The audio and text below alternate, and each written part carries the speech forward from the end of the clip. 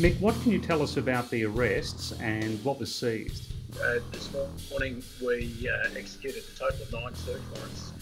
3 people have been arrested. They're currently still being interviewed at this stage. So in terms of charges, that hasn't been decided, and it'll be decided once we've worked out exactly how much we've got. We believe that we've seized in the vicinity of 2 tonnes of fireworks. Just how dangerous are they? Because, I mean, we've had deaths, haven't we, from illegal fireworks?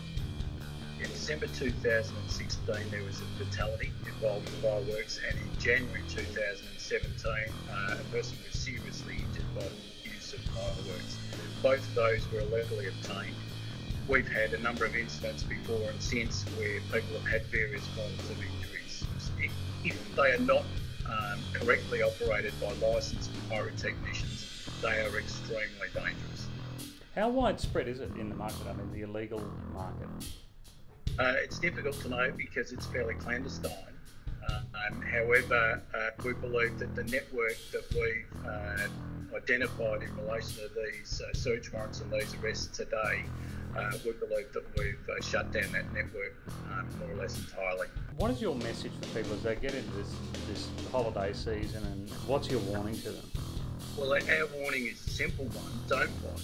They are extremely dangerous. If they're in the hands of untrained people, they are likely to cause death or serious injury. We don't tolerate this sort of behaviour wide as the general public. And what we say is, if you see something or if you hear something, then you contact Crime Stoppers and say something.